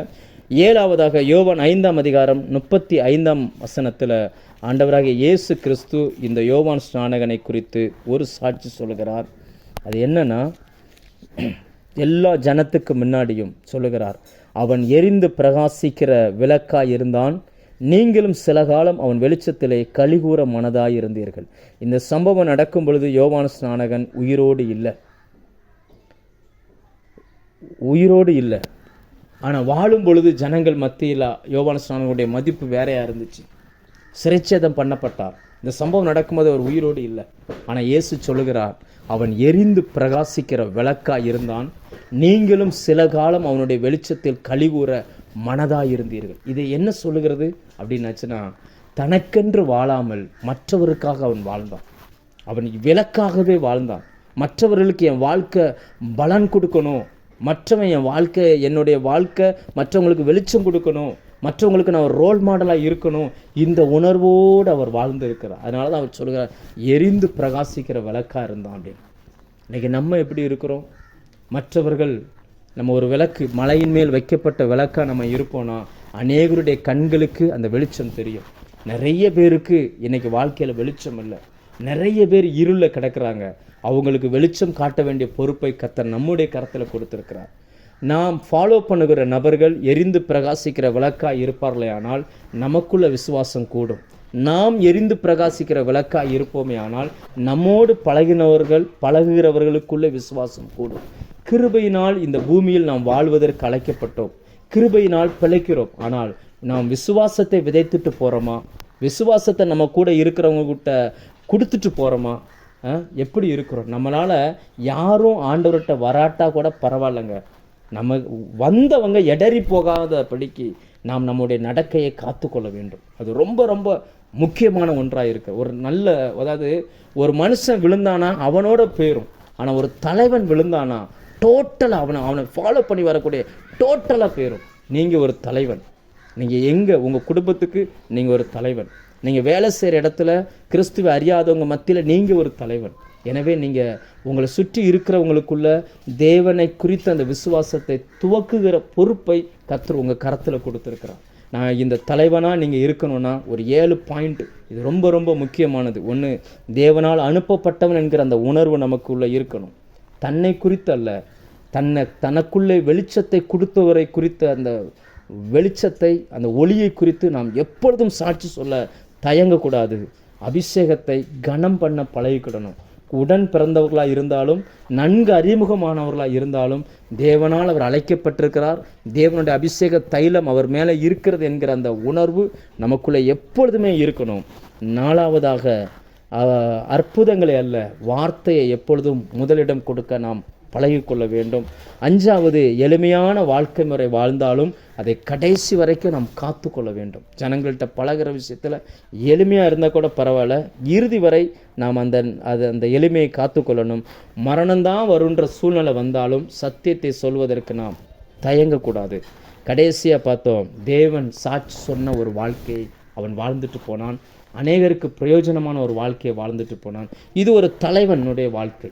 அதே இது ஒரு குடும்பமாய் நாம் மாறும் பொழுது, ஒரு குடும்பத்தையும் நான் வேகமாக ஒரு 5 நிமிஷத்துக்குள்ளே காமிச்சிட்டு நான் ஜோம் பண்ணுறேன் விரும்புகிறேன். ஒரு மனுஷன், நம்ம நினைப்போம் ஒரு தனி மனுஷன் வாழ்ந்துடலாம் பாஸ்டர், பிரச்சனை இல்லை, ஏன்னா அவனை மட்டும்தானே சார்ந்தது.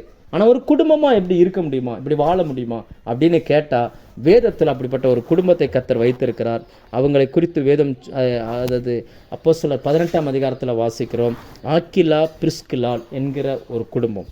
அவர்களை குறித்து ஒரு 3 பாயிண்ட். 1, பாரபட்சம் இல்லாமல் ஊழியர்களை ஏற்றுக்கொண்டார்கள். அப்போஸ்தலர் 18:2 அப்போஸ்தலனாகிய பவுலை ஏற்றுக்கொண்டார்கள். நன்கு படித்தவர், சத்தியம் தெரிந்தவர், நல்ல சத்தியத்தை சபைகளுக்கு சொல்லுகிறவர், அவரையும் ஏற்றுக்கொண்டார்கள். அப்போஸ்தலர் 18ஆம் அதிகாரம் 26ஆம் வசனத்தில் பார்த்தீங்கன்னா, அப்போலோ என்கிற ஒரு மனுஷன் வருகிறான். அவன் சாதுரியமாய் பேசுகிறவன், ஆனால் தேவனை குறித்து தெரியாது, கர்த்தரை குறித்த சத்தியம் தெரியாது. பழைய ஏற்பாடு நல்ல தெரியும், பிரமாணங்கள் தெரியும், பலிகள் தெரியும், இயேசுனா யாருன்னு தெரியாது. அப்போஸ்தலனாகிய பவுல் கூட இருந்ததுனால அப்போலோவுக்கும் ஆக்கிலாவுக்கும் பிரிஸ்கிலாவுக்கும் நல்ல சத்தியம் தெரியும். ஆனால் தன்னை விட சத்திய அறிவில் குறைந்த ஒரு ஊழியக்காரரையும் ஊழியக்காரராகவே அவர்கள் ஏற்றுக்கொண்டு தேவனுடைய மார்க்கத்தை அவங்களுக்கு கற்றுக் கொடுத்தாங்க. கற்றுக் கொடுத்து எந்த அளவுக்கு கற்றுக் கொடுத்தாங்கன்னா, அப்போஸ்தலனாகிய பவுலுக்கு இணையாய் கொரிந்து சபையில் பேசப்பட்ட ஒரு நபராய் இவரை மாற்றினாங்க. நம்ம படிக்கிறோம் இல்லையா, பவுல் சொல்லுகிறார், சிலர் பவுலை சேர்ந்தவன் என்றும், சிலர் அப்போலோவை சேர்ந்தவன் என்றும், சிலர் கேபாவை சேர்ந்தவன் சொல்கிறாங்க இல்லையா. இந்த அப்போலோவை உருவாக்கினது யாருன்னா ஒரு குடும்பம். யோசிச்சு பாருங்கள், ஒரு குடும்பமாக வாழ்கிறோம். ஆனால் ஒரு குடும்பமாக இருந்து நம்ம எப்படி ஏற்றுக்கொள்கிறோம்? பெரிய ஊழியக்காரங்களை நம்ம ஏற்றுக்கொள்வோம், சாதாரண முகம் தெரியாத சாதாரண மனிதர்களை ஏற்றுக்கொள்வோமா? அவர்களை ஊழியக்காரராக நம்ம பார்ப்போமா? நம்மை விட அனுபவமும் சத்திய அறிவும் குறைந்தவர்களை நம்ம அப்படி பார்ப்போமா? நல்லா யோசிக்கணும். 2வது, அவர்களை குறித்து ரோமர் 16:3-4 இது சொல்லுகிறது. அந்த வசனம், அவர்கள் ஊழியத்திற்காக தங்கள் கழுத்தை கொடுத்தவர்கள், அதாவது அந்த வசனம் நான் வாசிக்கிறேன். அப்போஸ்தலனாகிய பவுல் ஒவ்வொருத்தருக்கும் நன்றி சொல்லி எழுதுகிறார். அப்படி எழுதும் பொழுது இவர்களை குறித்து என்ன எழுதுகிறார் பாருங்க. கிறிஸ்து இயேசுவுக்குள் என் உடன் வேலையாட்களாகிய பிரிஸ்கிலாளையும் ஆக்கிலாவையும் வாழ்த்துங்கள். அவர்கள் என் பிராணனுக்காக தங்கள் கழுத்தை கொடுத்தவர்கள். அவர்களை பற்றி நான் மாத்திரமல்ல, புறஜாதியாரில் உண்டான சபையார் எல்லாரும் நன்றி அறிதல் உள்ளவர்களாக இருக்கிறார்கள். ஊழியத்திற்காக, ஊழியக்காரனுக்காக தங்கள் கழுத்தை கொடுத்தவர்கள், தங்கள் தோளில் சுமக்கிறவர்கள். இன்னைக்கு எப்படிப்பட்ட ஒரு சாட்சி பாருங்கள். ஒரு ஒரு ஒரு குடும்பம் பாரபட்சம் இல்லாமல் ஏற்றுக்கொள்ளணும். அப்படி ஏற்றுக்கொண்டால் அவர்களோடு பழகும் பொழுது விசுவாசம் கூடும். அடுத்து ஊழியத்திற்காக தங்கள் கழுத்தை கொடுத்தவர்கள். இப்படிப்பட்ட சாட்சி வாங்கிறது எவ்வளோ பெரிய விஷயம் தெரியுமா? சில இடத்துல நெருக்கம், உபத்திரவம், பாடுன்னு வரும்பொழுது விசுவாசி காணாமலே போயிடுவான். அவங்கள கண்டுபிடிக்கிறதே கஷ்டம். ஒரு ஊரில் புதுசாக ஊழியம் ஆரம்பித்து ஒரு பெரிய பிரச்சனை நடந்துச்சு. அதெல்லாம் எனக்கு தெரியாது. கடைசியில் அந்த ஊரில் ஊழியத்தை முடிச்சுட்டு வரும்பொழுது ஒரு 13-14 பேர் சேர்ந்து வழி மறைச்சி ஒரு அருவா கம்பெல்லாம் கொண்டு வந்துட்டாங்க. அன்னைக்கு மரணம்தான் முடிவுன்ற ஒரு ஸ்டேஜ். அன்னைக்கு அவ்வளோதான், நம்ம ஜீவன் முடிஞ்சிச்சு அப்படின்ற அளவுக்கு வந்துருச்சு. ஆனால் தேவ கிருபையினால் அங்கிருந்து ஆண்டவர் என்னை உயிரோடு அனுப்பினார். அதுக்கப்புறம் பார்த்தீங்கன்னா அந்த ஊர் மக்கள் மறந்தே போனாங்க. அவங்க அதை பற்றி கூடவே நிற்கலை. நம்ம தான் அப்படி போய் நின்னோம். எதுக்காக இதை சொல்கிறேன்னா, சில நேரங்களில் சத்தியத்தை ஏற்றுக்கொள்கிறாங்க, ஊழியக்காரனுக்கு ஒரு பிரச்சனைன்னு வந்தோன்னா காணாமல் போயிருந்தாங்க. நம்ம அப்படி இருக்கக்கூடாது. நீங்கள் போகிற இடங்களில், போகிற சபையில், எப்பேற்பட்ட சூழ்நிலையில் இருந்தாலும் அந்த ஊழியக்காரருக்கு, அந்த ஊழியத்துக்கு நீங்கள் உறுதுணையாக இருக்கணும். நீங்கள் காவலாக இருக்கணும். வேதம் சொல்லுகிறது, அவர்கள் ஊழியத்திற்காக தங்கள் கழுத்தை கொடுத்தார்கள். இன்னும் கரெக்டாக சொல்லப்போனால் ஊழியக்காரனுடைய ஜீவனுக்கு பதிலாக தங்கள் ஜீவனை கொடுக்கறதுக்கு ஆயத்தமாக இருந்தாங்க. அப்போஸ்தலனாகிய பவுல் கலாத்திய சபையை குறித்து சொல்லும்போது சொல்லுவார், உங்கள் கண்ணை பிடிங்கி எனக்கு தரக்கூடுமானால் கூட நீங்கள் தந்திருப்பீங்களே அப்படின்னு சொல்லுவார். அப்போ எந்த அளவுக்கு அந்த தேவ ஊழியர் மேலும் ஊழியக்காரர் மேலும் இருந்தாங்க பாருங்கள். இதெல்லாம் கிருபையினால் விசுவாசத்தை பயன்படுத்தி கொண்டவர் மனிதர்களுடைய சுபாவங்கள். கடைசியாக 1 கொரிந்தியர் 16-19 பார்க்குறோம், அவர்களுடைய வீட்டில் கூடுகிற சபையை வாழ்த்துங்கள். அவங்க வெறும் பணத்தை மட்டும் கொடுக்கல, ஊழியத்துக்கு துணையாக மட்டும் நிற்கலை, தங்கள் வீட்டையும் ஊழியம் நடப்பதற்கு திறந்து கொடுத்தார்கள். இன்னைக்கு எத்தனை பேர், அதாவது காசு பணம் கொடுத்துருவோம், எல்லாத்தையும் கொடுத்துருவோம், அதோடு சரி நின்றுக்கிடுவாங்க. ஆனால் இவங்க அப்படி இல்லை. தங்களுடைய வீட்டையும் திறந்து கொடுத்து ஊழியம் செய்வதற்கு வாசலை திறந்து கொடுத்தார்கள். கர்த்தருக்காக, ஜனங்களுக்காக, தேவனுடைய சுவிசேஷத்திற்காக கொடுத்தவர்கள் ஒருவரும் தரித்திரராய் போனதே கிடையாது. தேவன் உண்மை உள்ளவராக இருக்கிறார். ஒரு நாளும் அவர் அதை மறப்பதே இல்லை. ஒன்று புரிஞ்சுக்கோ, அடிக்கடி என்னை பலப்படுத்துகிற சத்தியங்களில் ஒன்று சங்கீதம் 104 வரக்கூடியதான ஒரு வார்த்தை, கடலில் விளையாடும் திமிங்கலத்திற்கு பசி ஆற்றுகிற தெய்வம். முகத்தை பார்த்து ஆண்டவர் பார்ப்பாராம், அது பசியாக இருக்குதுன்னு அவர் கொடுக்க அவைகள் வாங்கி கொள்ளுமா. கடலில் எத்தனை திமிங்கலம் இருக்குன்னு சொல்லி யாருக்குமே தெரியாது. ஆனால் கர்த்தர் ஒவ்வொரு நாளும் ஆகாரம் கொடுக்கிறார்.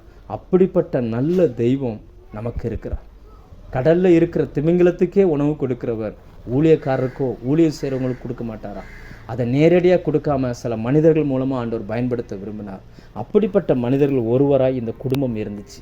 அந்த குடும்பம் ஆசீர்வதிக்கப்பட்டதாக இருந்துச்சு. இன்றைக்கி நாம் பின்பற்றுகிற அந்த மனிதர்கள் யார்? உங்களை நடத்துகிறவர்களை நீங்கள் நன்றாய் பாருங்கள், அவங்களுடைய முடிவை சிந்திங்க, அவங்களுடைய விசுவாசத்தை ஃபாலோ பண்ணுங்கள். அப்படி ஃபாலோ பண்ணிங்கன்னா கிருபையினால் உங்களுக்குள்ள விசுவாசம் வளர ஆரம்பிச்சிடும், பெருக ஆரம்பிச்சிடும். உங்களை சுற்றி இருக்கிறவங்களுக்கும் நீங்கள் இப்படி நடந்து கொள்ளுங்கள். இன்றைக்கி உங்களோடு சேர்றவங்களுக்குள்ள தேவனுக்கு அடுத்த காரியங்களில் விசுவாசம் பெருகுவதும் குறைவதும் யாரை பொறுத்ததுன்னா நம்மளை பொறுத்தது. நாம் இன்றைக்கி எரிந்து பிரகாசிக்கிற வேண்டிய இடத்துல இருக்கிறோம்.